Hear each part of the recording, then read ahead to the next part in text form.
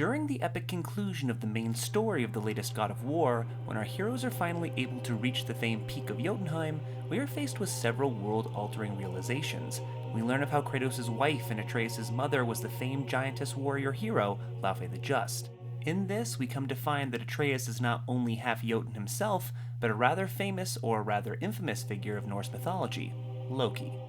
We also see a rather harrowing sight atop the mountain as we see the bodies of fallen giants as far as the eye can see, insinuating the extinction of the giant race.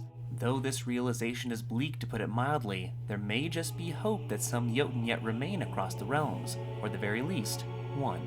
The principal thinking behind this theory revolves around the world serpent, Jormungandr. According to Mimir, the great beast was knocked back through time during his fated battle with Thor during what we can only assume is the Ragnarok of the future.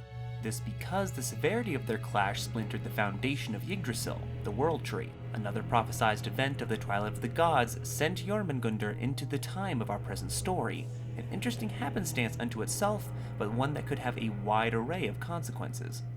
One of which is because in Norse myth, the world serpent is the offspring of Loki. Now, in Norse mythology, Loki has a number of children, some birthed by his goddess wife, and even by him after turning into a female horse in a myth involving the creation of the walls of Asgard. However, the principal figure of importance in this line of reasoning is Loki's relationship with the mother of the world serpent, a giantess, Angerboda. So depending on which time travel theories you believe correct, being that Jormungandr still lives, this would seem to mean its mother lives as well. If this is the case, she is destined to mother some two other children of Loki who are too destined to play large roles in Ragnarok, those being the great wolf Fenrir, destined to kill Odin himself, and the goddess Hel, whose inglorious army of the dead will return to face the Aesir in their final battle. However, with the involvement of Kratos, many elements of the apocalyptic prophecy have already been changed.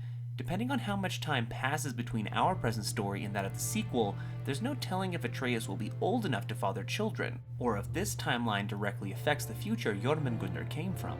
Regardless, the existence of the World Serpent gives us a glimmer of hope that the giants have not yet been wiped from the pages of history, and may yet have one last hope to inflict their retribution on those responsible for their genocide.